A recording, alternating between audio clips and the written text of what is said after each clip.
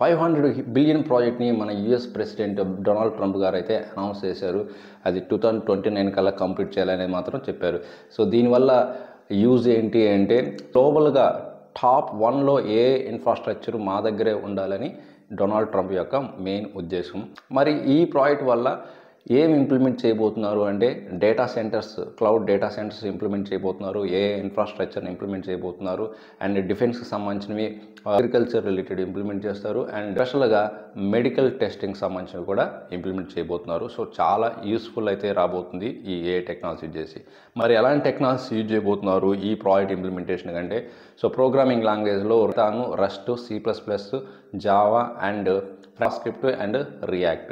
ఇక artificial intelligence సంబంధించిన tools, frameworks అన్నీ కూడా యూజ్ చేయబోతున్నారు. Like AI and ML models, ML engineering, deep engineering, NLP engineers, okay.